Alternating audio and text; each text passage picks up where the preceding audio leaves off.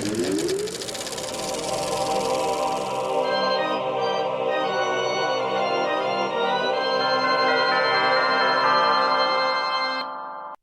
and welcome to God in Film, the podcast where a Christian and an atheist dive into the best that cinema has to offer and see if we can find any parallels with the gospel or any other Bible stories. I'm writer and symbologist with a dodgy haircut, Giles Goff. And I'm librarian and last scion of a sacred bloodline, Julia Hull.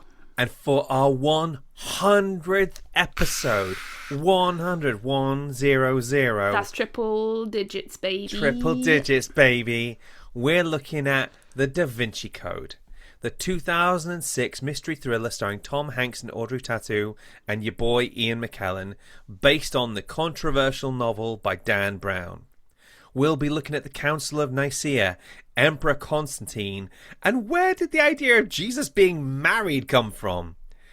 Julia, what did you think of the Da Vinci Code? It's a fun little romp, isn't it? It's all right, isn't it? I feel like people take this way too seriously. Like, yeah. I don't see the same level of scrutiny that like National Treasure gets. When this is the European National Treasure. Basically. Right, okay. But no, I like it. It's fun. It's a fun little what if. Like, if you think you can't think about this film, if you think about this film for longer than 30 seconds, then you realise that there's no basis at all. This is a film that just does not work in the era of the smartphone, where someone can fact check you in real time. You know, Alexander Pope wasn't even at Isaac Newton's funeral. Like, your grandfather was wrong, bro. So, is this the first time you've seen this film? Or... No, I had seen it a while ago, so I was sort of revisiting something that I already knew. But Angels and Demons, which is the sequel film, prequel, yeah. But the prequel book. So I did read the book first. Mm-hmm. I'm one of those girlies, but I do have a soft spot for Angels and Demons. Yeah. So this just kind of I don't mind a harmless conspiracy theory. Do you know what I mean? As long as it doesn't get taken too far. I love just a harmless conspiracy theory. Yeah, how can I put this? A conspiracy theory was one thing in 2006. Do you know what I mean? And it became something very different in 2020, you know? No, for as much as it looks like Paul Bettany is going around killing people, nobody really dies from this conspiracy theory, whereas we've seen that happen in real world. So it is a little bit,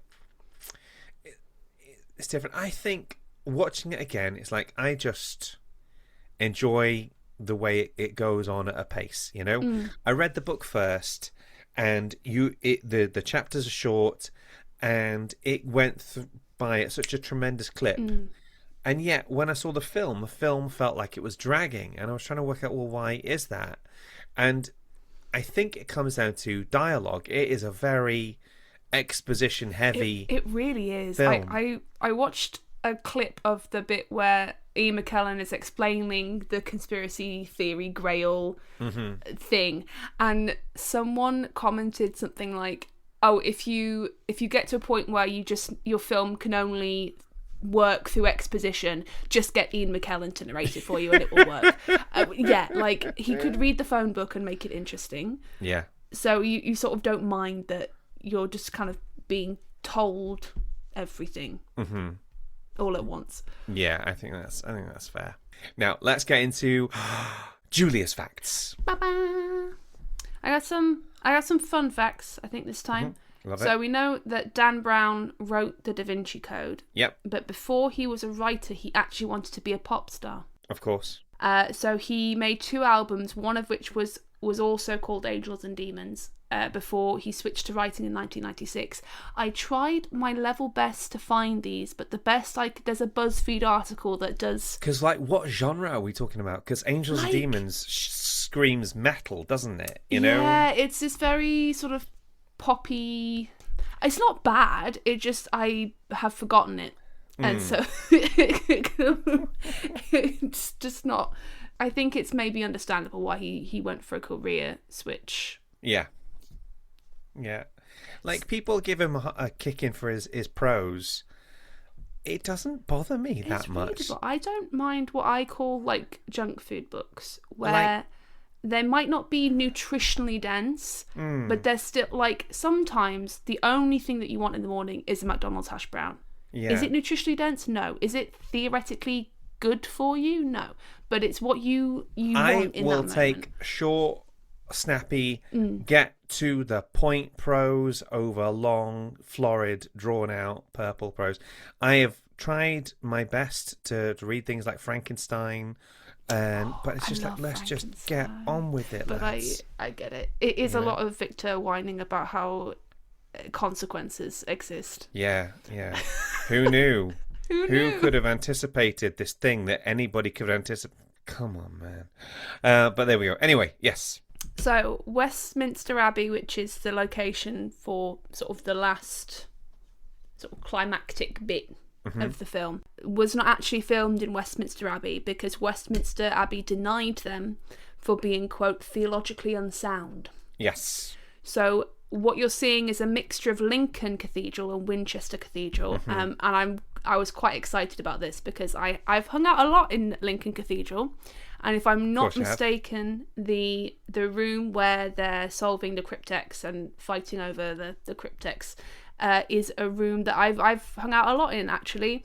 So that was quite well. I think between the two of us, we might have this covered because when I was working as an actor back in 2006, I think I'd read the book. I don't know if I'd seen the film yet, but one of the places I went to when we were on tour, we were up in Edinburgh, and just south of Edinburgh is Roslin Chapel.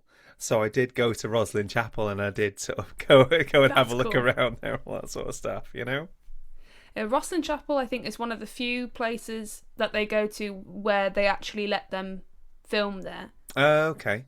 So Winchester, for example, used the fee that they got for filming solely to fund an exhibition and lectures and things, specifically debunking the Da Vinci Code. I heard that. Because I think a lot of their constituency weren't happy with them doing that, so But like, okay, church administrators, historically, not the most gangster of people. But for me, I feel like, oh yes, we'll take your £20,000. Yes, thank you very much, and we're going to make a little display, a little walk through here, saying how much you suck and how everything you do is wrong. Thank you. I'm pretty sure cool. the Roslin Chapel had to put up a sign which is like, yeah, no, the Rose Line doesn't exist. Mary Magdalene wasn't buried here, but you know. Whatevs. Go to the gift shop. I think, having seen it in the film, I would like to go there now, actually. Yeah. Because it looks to be a beautiful place. And speaking of location, so some of the Louvre scenes are actually at the Louvre, but they were only allowed to film at night. Yeah. And they weren't allowed to film with the real Mona Lisa. So they had 5 different replicas of the Mona Lisa. That does not surprise me. Any scenes that have got like blood or the UV writing, that's all Pinewood Studios. They were very, very strict about light exposure and fluid exposure and things. I love my alternate castings. I do. I love them. So envision the Da Vinci Code. Pierce Brosnan as Robert Langdon. You got Christopher Eccleston running around as Silas. Yeah, that would work. That would work really well. And Ricky Gervais as Remy. I heard Ricky Gervais was like, "Yeah, do not cast me." Yeah, he did turn him down because he was scared he was going to ruin the film. Because Ricky Gervais doing a serious non-comedic role, he's brilliant. I don't know if you've ever seen him in Alias. But he played a sort of a bad guy in that, and he does an amazing job. But again, you have that thing of you can't see past it. You know, doesn't he play a really annoying guy in Stardust, and that's all I ever really see him as. And I don't know. I have this weird irrational annoyance at Ricky Gervais. And that's my facts. That's me done. Amazing. I Thank get you. to relax now. Thank you so much, Julia. Just a quick reminder that if you would like us to stay on the air and ad-free, you can go to www.patreon.com/the God in Film podcast and sign up to our Bishop Waller-Bridge tier, where you can hear extended interviews like those of Laura Jane Hunt on Supernatural and Julia processing her feelings about Star Wars: The Last Jedi. It was like therapy. It was like therapy, and it was beautiful. It was beautiful, and I was so happy to be part of that for you. I feel we grew a lot. Yeah.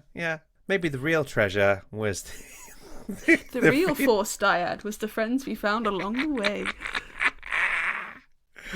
As well as special bonus episodes like our God in You 2 and God in Gaming episodes. And if you're a bit strapped for cash and want to support us without spending money, then leave us a 5-star review on Spotify, Apple Podcasts, written in a codex sealed in a tomb underneath the Louvre, Facebook, Podbean, or wherever you're listening to this.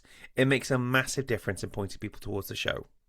Now, Julia, I don't know if I mentioned, but it's our 100th episode. 100. 100. 6 years. I mean, one of our hosts actually regenerated in the entire process, you know? Right.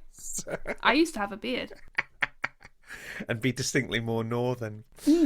So, for our 100th episode, there was only one guest we could possibly have. I'll let him introduce himself. Hi, everyone.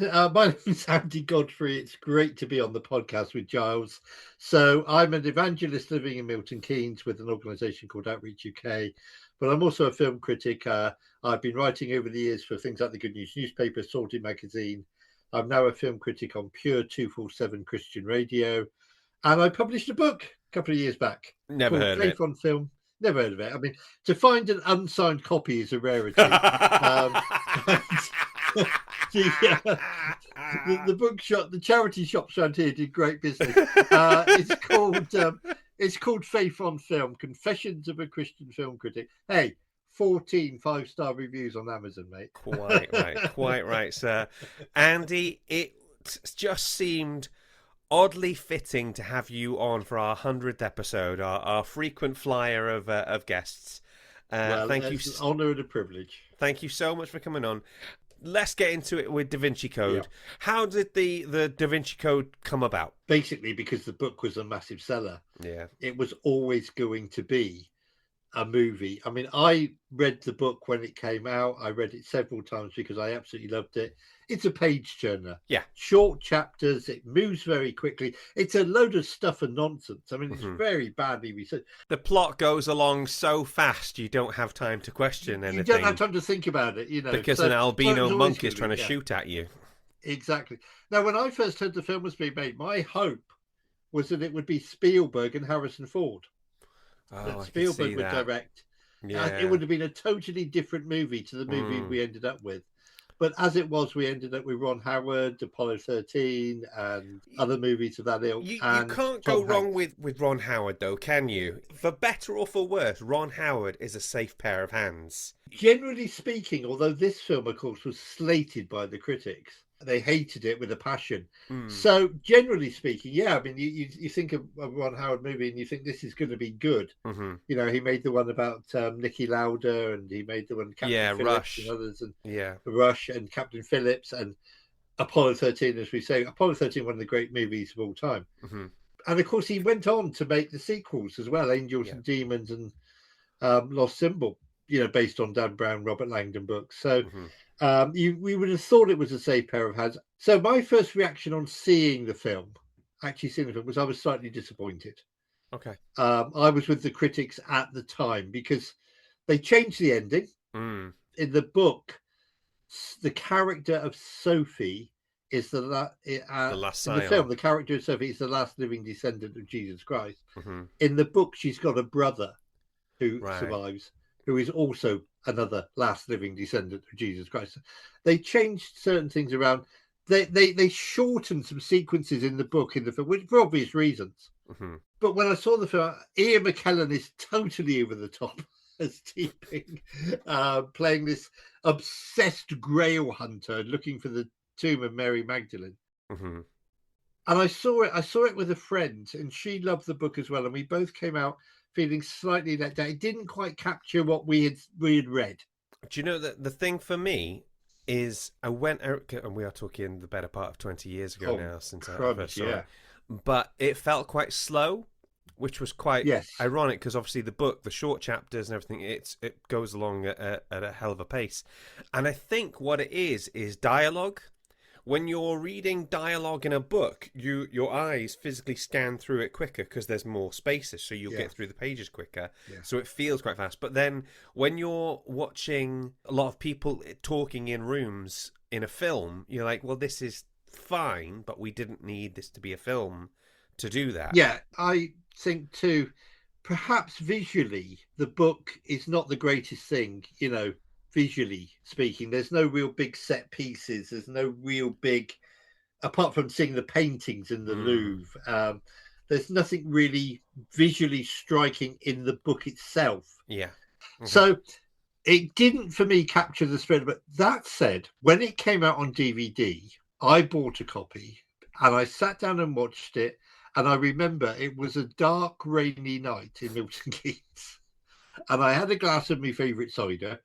And I thoroughly enjoyed it. I want some film noir that starts off with, it was a dark, rainy night in Milton Keynes. Wouldn't that be? I'm going to write that now. Come on, Giles, let's produce it.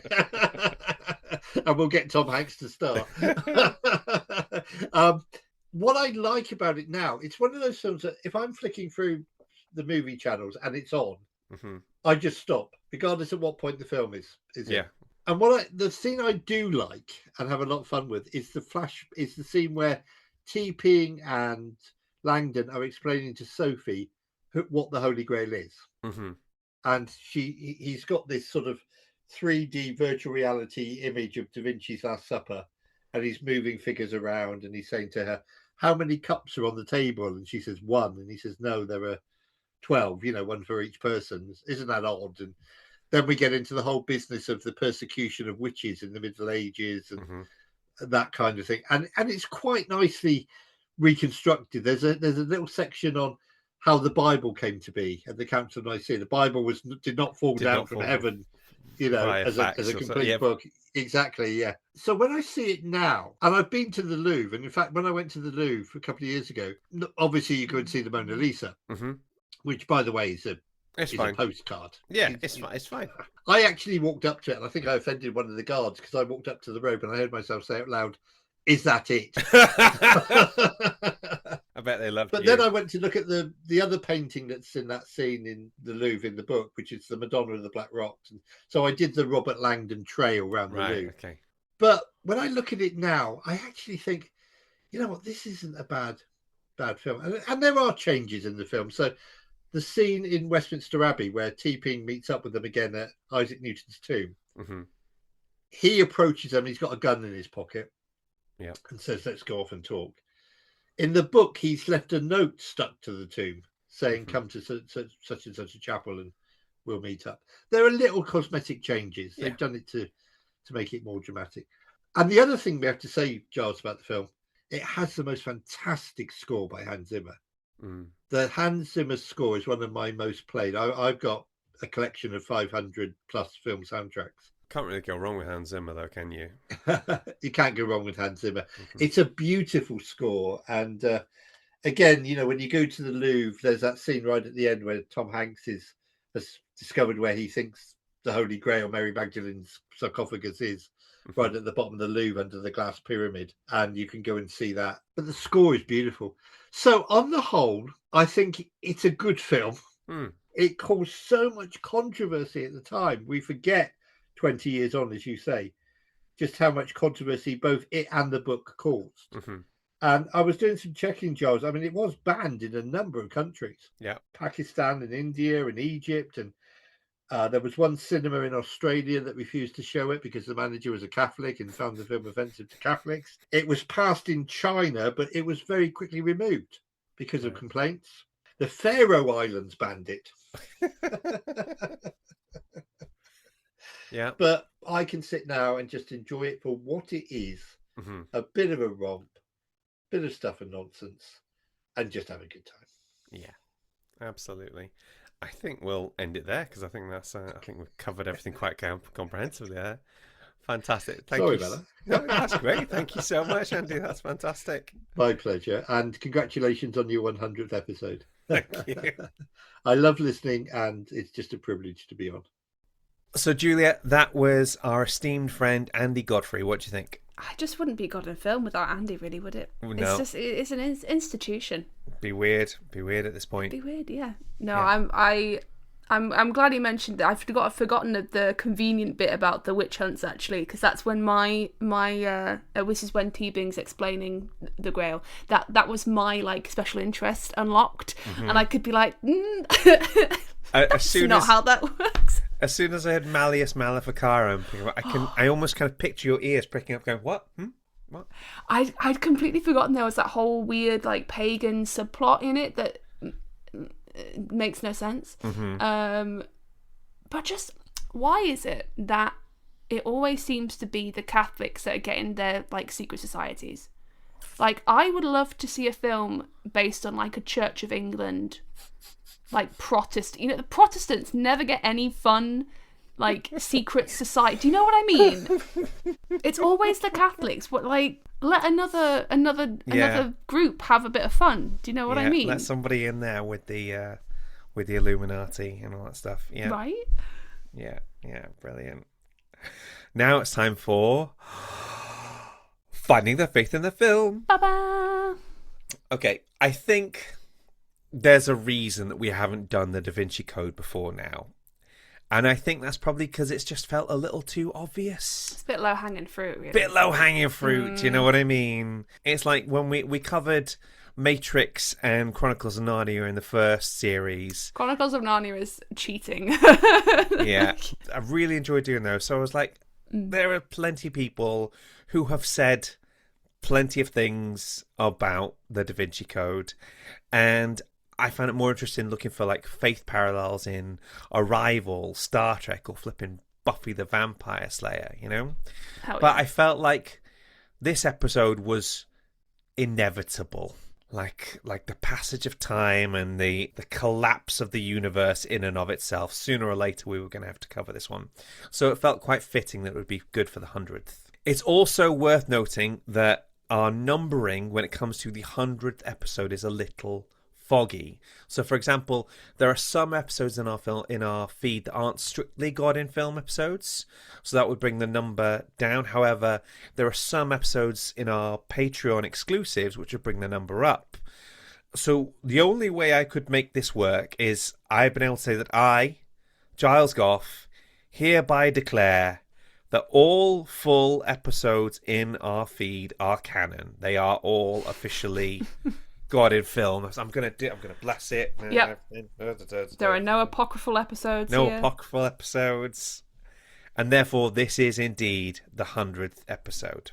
So I think the Da Vinci Code essentially uses the fire hydrant of falsehoods approach to storytelling. Dan Brown drops famous names like an influencer trying to get into the Met Gala. He's so busy referencing different famous figures from the last 2,000 years, you would need a team of specialist fact-checkers to keep up with him. So we're going to be quite selective in the topics we look at. There is no shortage of books, TV shows, podcasts, and articles debunking the Da Vinci Code, and we encourage you to look for them yourself. Winchester Cathedral, right yeah. up there. Go to Joe, check them out. Absolutely. For me, one of the best ones was the Rest is History episode on the Da Vinci Code. So we're going to be quite selective with some of the stuff we talk about, okay? So the first thing that jumped out at me when I was watching the film again, I mean, aside from Paul Bettany's bum, because that thing does kind of jump out at you. You're like, it really does. Hey, Paul. Hey, no, just... If I had a nickel for every time he got his bum out, I'd have at least two. There might be more, but I have two in mind, which is A Knight's Tale and this film. So I'd have 2 nickels, which isn't much, but it's still weird. I'm not complaining twice. that it's happened twice. Okay, so here's one that got to me, right, was when they mentioned Constantine, and Constantine was baptized on his deathbed. So whether Constantine sincerely converts to Christianity or he remains loyal to his pagan ideals kind of is very much up for debate amongst historians. It's either that he sincerely believes that Christianity is the way to go and changes everything, or he sees his empire crumbling around him and Christianity is basically like the stick it together and hope for the best kind of glue that you can use, you know? But this thing about a deathbed baptism, well, that's the thing. I don't think it was a deathbed. When we hear, like, baptized on his deathbed, we immediately associate it with conversion. But from what I understand, the common practice at the time was that you only got baptized right at the end to wash away all your sins. So his actual conversion was much earlier, I think 312, but he's only baptized in 337 AD. So that's quite a big gap, because normally if you convert to Christianity, we want to get you flipping baptized as quickly as possible, you know? Especially in like the Middle Ages, when everybody's worried about unbaptized babies ending up in limbo, you know? So he's baptized by Eusebius of Nicodemia, who's an Arian bishop, before dying on May the 22nd, 337. And he delays baptism to ensure washing away all sins, intending to avoid the further transgressions after being purified. Okay? So, yes, he was baptized on his deathbed, but that doesn't necessarily mean what we think it means. And it certainly doesn't mean what they say it means in... Yeah. It's like having a shower before you go out on a date. Yeah. You know, you don't want to show... You don't want to arrive at your date stinky. You don't want to arrive at heaven stinky with sin. I don't know. Yeah, the analogy's crumbled. The analogy crumbled in the wind, but I loved it. We'll workshop it. But if you die before you can do anything else dodgy, then you're going to arrive squeaky clean. Yeah. One of the things that Constantine is still remembered for is the Council of Nicea. Do you want to tell me what you know about that? I feel like the Council of Nicea is what a lot of atheists bring up as like a little checkmate.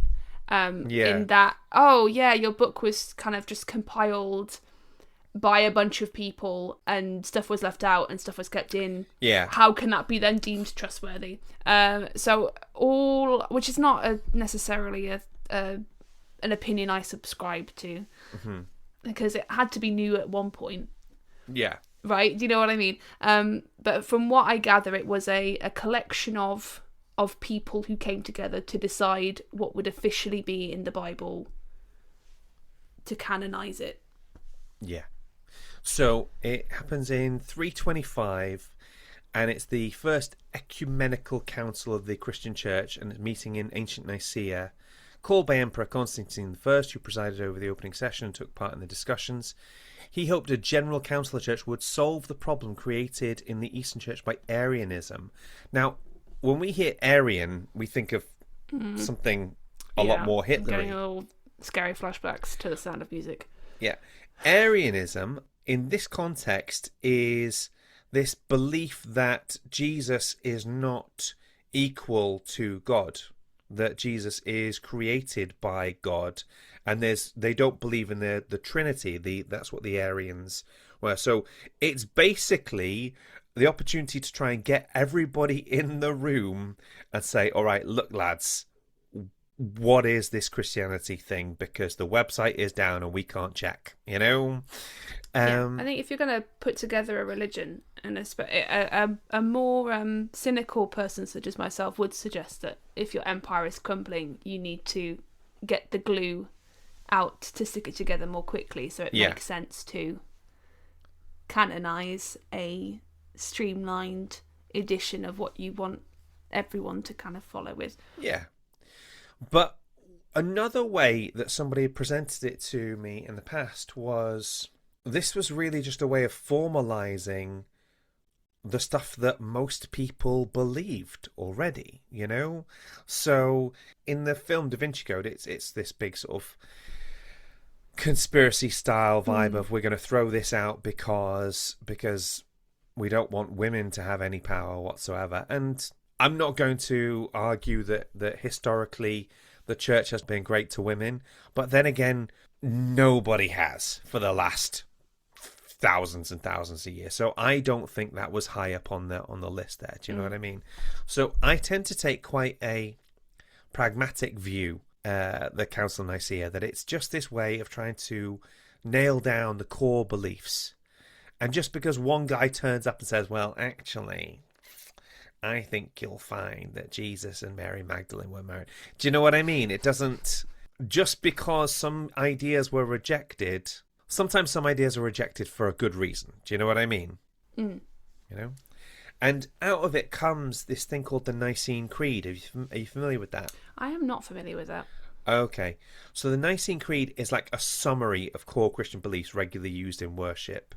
It's a Christian statement of faith that is the only ecumenical creed because it's accepted as authoritative by the Roman Catholics, Eastern Orthodox, Anglican, and major Protestant churches. Okay. Do you remember how I tell you that I've got like some basic core beliefs? It's like I believe that Jesus Christ is the Son of God. Yeah. I believe that he was a real person. I believe that he died. I believe that he rose again.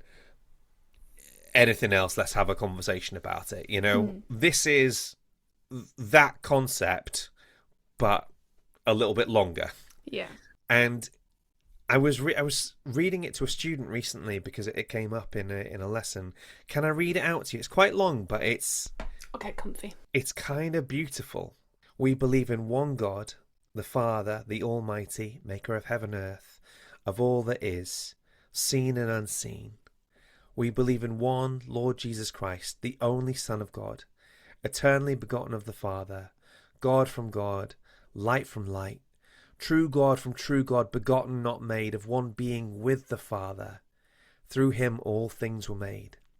For us and for our salvation he came down from heaven, was incarnate from the Holy Spirit and the Virgin Mary, and was made man. For our sake he was crucified under Pontius Pilate. He suffered death and he was buried. On the third day he rose again in accordance with the Scriptures. He ascended into heaven and is seated at the right hand of the Father. He will come again in glory to judge the living and the dead, and his kingdom will have no end. We believe in the Holy Spirit, the Lord, the giver of life, who proceeds from the Father and the Son, who with the Father and the Son is worshipped and glorified, who has spoken through the prophets. We believe in one holy, Catholic and Apostolic Church. We acknowledge one baptism for the forgiveness of sins. We look for the resurrection of the dead and the life of the world to come. Amen. I'm getting flipping goosebumps just reading that. Now, this is a weird one for me, and this might be just specific to my particular experience. As I think I've said in the past, I was baptized as a Catholic when I was a kid, and I was raised as a Catholic, but I didn't really feel like I fully became a Christian until I keep using the phrase got saved in a Pentecostal church when I was about 14, right? So my feelings towards creeds weren't great, because when you would hear a creed, it was chanted in a meeting. So we believe in one God, the Father, the Almighty, maker of heaven of earth, of all that is seen. Do you know what I mean? It would go on, it'd be There's long. no spice, yeah. There's no, like, the way I read it to you there, I tried to put some oomph to it, but it felt indicative to me of a dead religion, a dead belief. Here is a list of things that we believe. Do you know what I mean?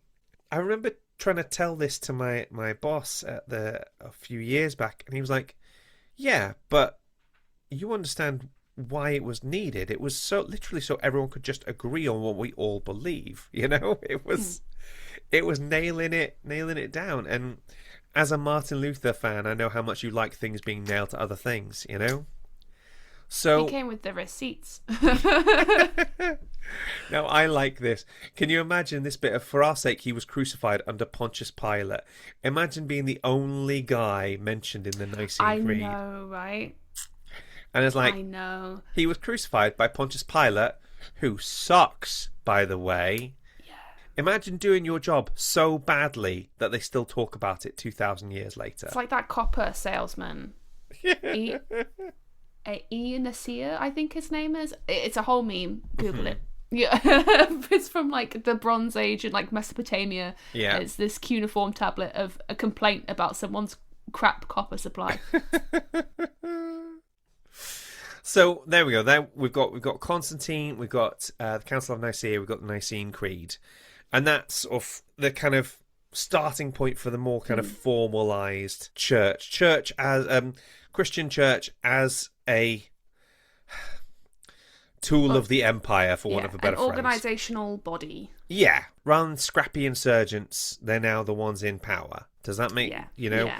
And there's obviously a lot of downsides to that because, as we've talked about with Disney princess theology in the past, Christianity is not set up to be for the ruling classes. But it did mean my guys stopped getting persecuted.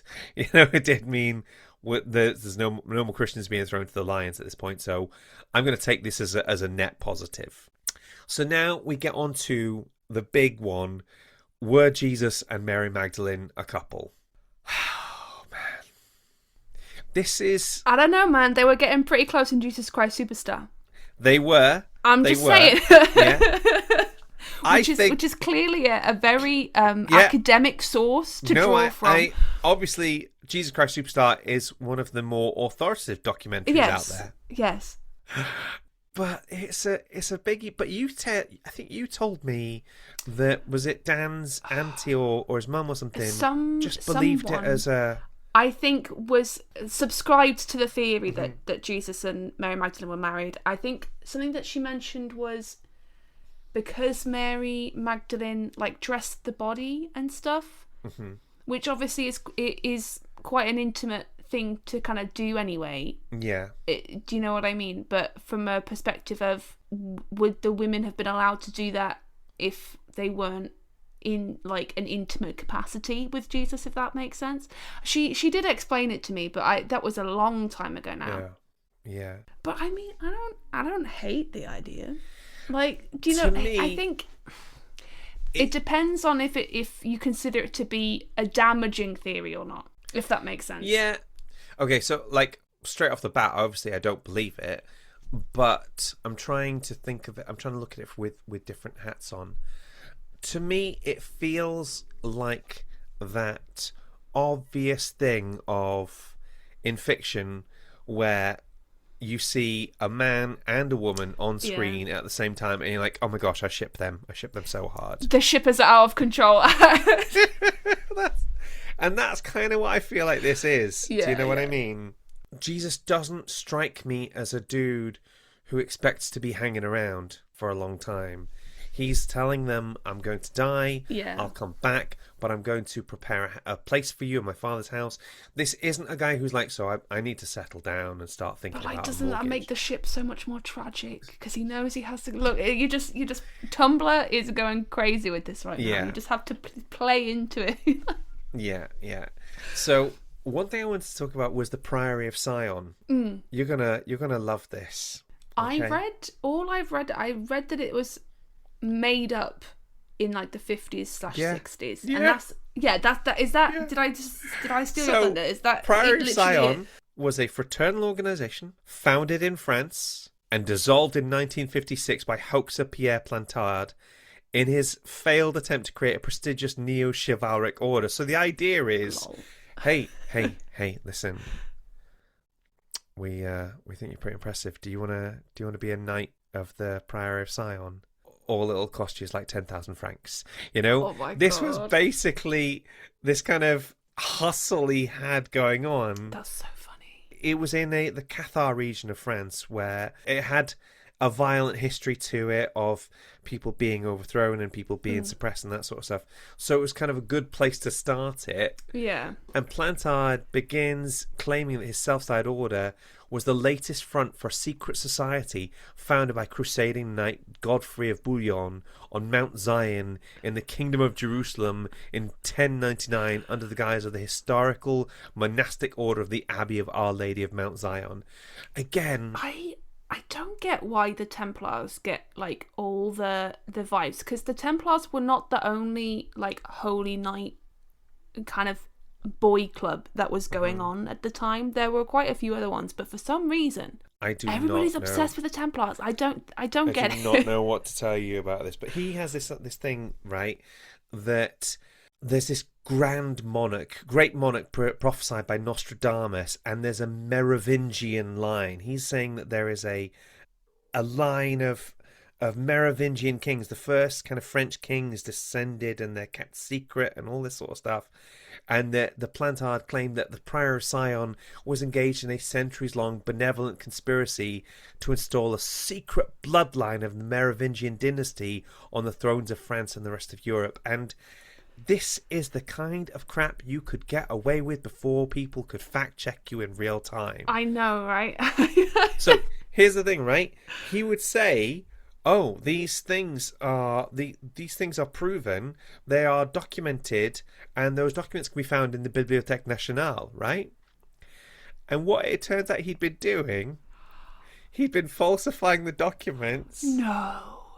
And he'd been smuggling them into the Bibliothèque Nationale, sticking them, because they don't want you to steal any books from the library, but they're not really paying much attention to stuff coming into the library. Oh my god, but you got to respect the hustle, though. You've got to respect the hustle. Like, if you wanted a boy club, like, the Freemasons are right there. Yeah. Like, yeah.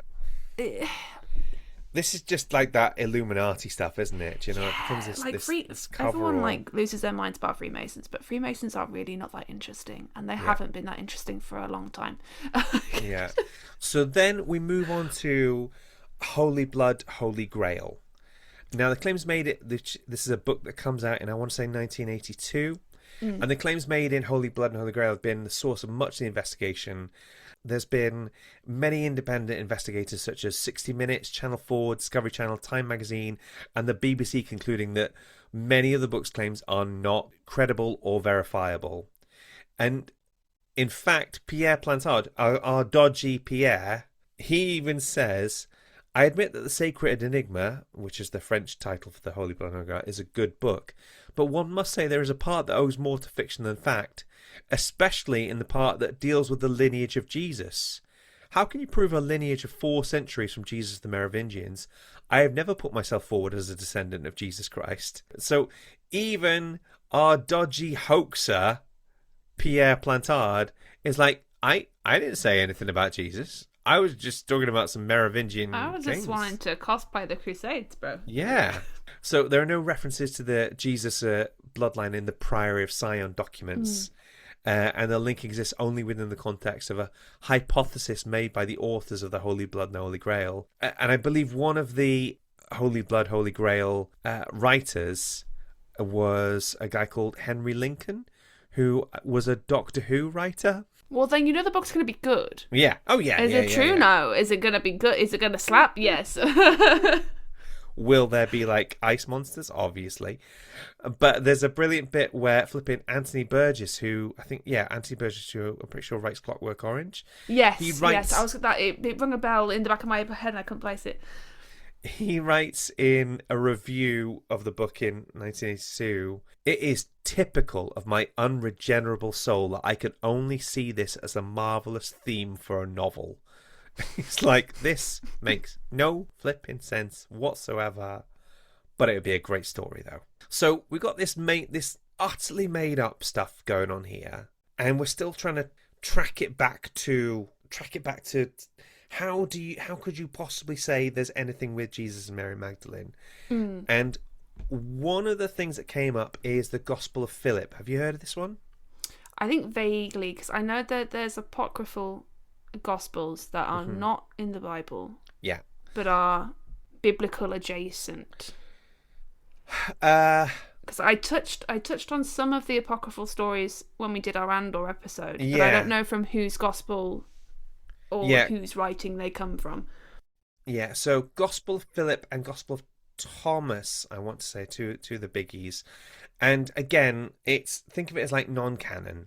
We've talked about it. It's like, we think these are probably on balance fan fiction, because I think Gospel of Philip, it's not specifically actually ascribed to Philip. I think that's a little bit stuck in at the end that says, hey, Philip wrote this, but not necessarily the Philip, if that makes sense. I'm going to read a little bit out from Joshua Scartel, I hope, Chaktel, I don't know, from bartehrman.com. Yeah, Gospel of Philip. He says, "You may already know that in addition to the 4 Gospels in the Bible, Matthew, Mark, Luke, and John, there were many other Gospels that didn't make the New Testament cut. Some of these, such as the Gospel of Thomas, have become widely known. However, others are more obscure, including the Gospel of Philip. The one extant manuscript of this was found, along with many other early Christian texts, near a town called Nag Hammadi in Egypt in 1945. Other Christian authors had written about some of the texts, whilst others were all but unknown until being found at Nag Hammadi. The Gospel of Philip was discovered bound together in the same codex and early form with the Gospel of Thomas." So that's fine. That's all fine as far as it goes. But if I say to you, when I was looking at the Gospel of Philip, I found myself going to the sketchy part of the internet. Do you know when it's all dude. you get to the part where it's like it's all Quora and it's all and QAnon. Yeah, it's all a little bit like, this doesn't sound great, you guys. Yeah, you know? that was me trying to find out things about the Knights Templar, because I was let's just, what is the actual record on this? So was there actually a gospel written by Mary Magdalene, or is that a Dan Brownism? Because a cryptex is a Dan Brownism. Oh, is I it? thought I googled cryptex, and literally, because also I was doubtful that some vinegar is going to immediately destroy papyrus. Right. Okay. It would ruin the ink, but it wouldn't dissolve the whole thing the way that the Da Vinci Code implies. And so I googled it, and literally the only results I was getting was the cryptex in the Da Vinci Code context. Okay. So looking what I'm finding here, the Gospel of Mary is an early Christian text first discovered in 1896 in a 5th century papyrus codex written in Sahidic Coptic. This Berlin codex was purchased in Cairo by a German diplomat, Karl Reinhardt. Although the work is popularly known as the Gospel of Mary, it is not classified as a gospel by most scholars, who restrict the term gospel to texts primarily focused on recounting the teachings and or activities of Jesus during his adult life.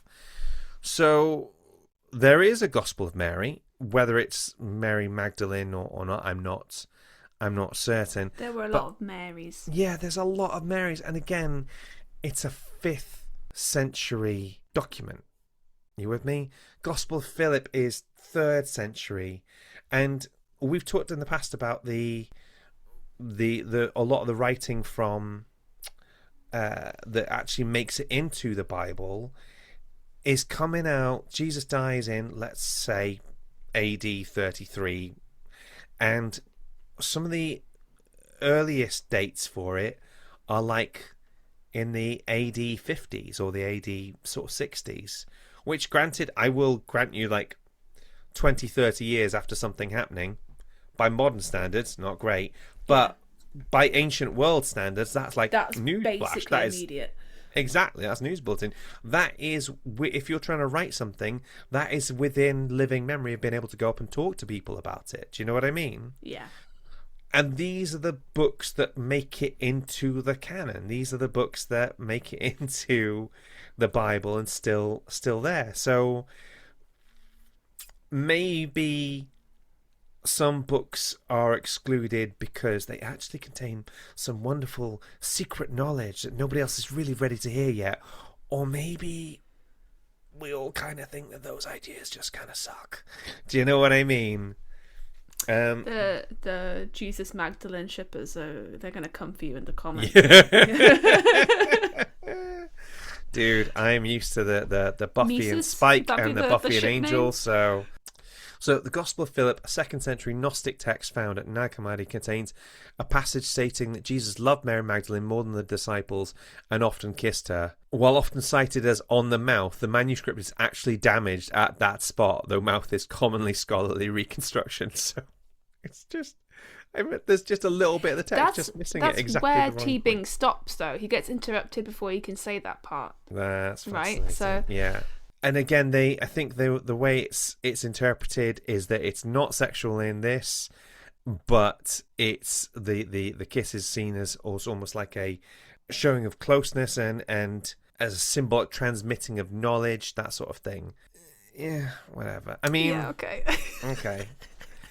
When we watch The Chosen, they do try to find a bit of middle ground because they don't present Mary Magdalene as his wife or anything romantic, but they do present her as somebody with a decent head on her shoulders who's just one step ahead of the apostles. Yeah. She's not as quick to squabble or misunderstand the point as some of the other apostles are. Yeah. So that wraps up our Finding the Faith in the film. We have not reviews per se, but our Last Jedi reel has prompted, how can I put it? Some healthy debate. Some feelings have come up, and that's lovely. And do you know what I love about this is normally it's the Christians who are the crazies. So it's so fun to see your people and see them doing their thing and be like, oh, okay, it's not just us. Let me see. I double dare you to wander into a Star Wars Reddit thread. You will see things that will change you fundamentally. Absolutely. In it, you and I were basically arguing about like whether Luke Skywalker should have tried to redeem.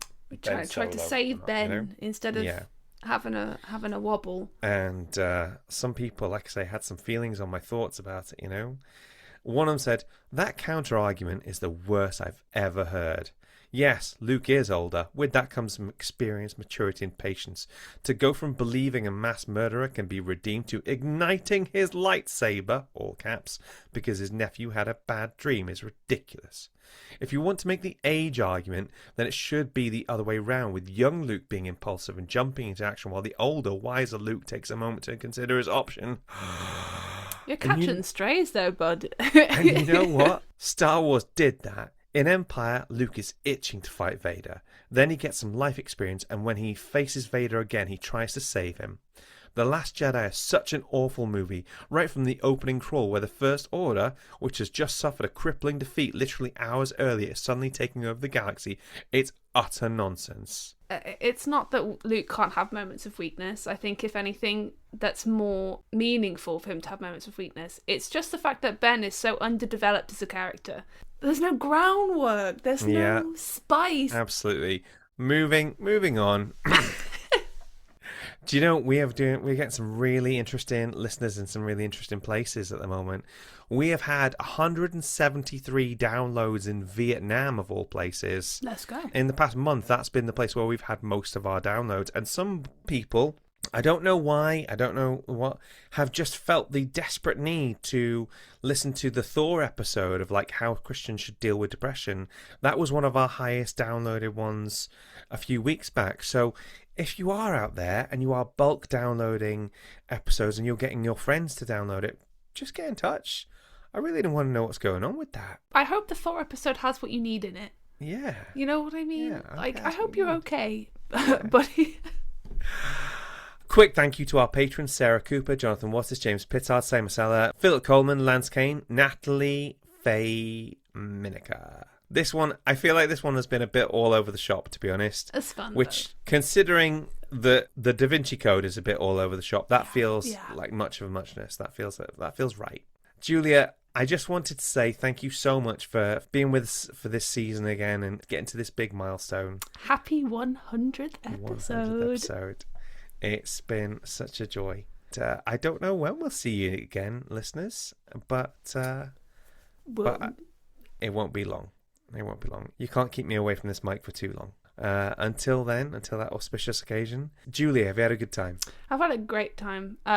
Jesus and Mary Magdalene for life. Ship them. I'm more of like Buffy and Mary Magdalene for life, you know? Hell yeah. Spike and Mary Magdalene for life. Angel and Mary Magdalene. Spike and Angel and Mary. Awesome. See you soon, listeners. Bye-bye. Bye-bye. God in Film is hosted and created by Giles Scott. That's me. Mixing and editing by Giles. Our logo was designed by Julie Walsh. And our theme tune was composed by Rick Lee. Waffle editing by Louisa Jane Smith. Please rate and review. Please give us 5 stars because that's a nice thing to do.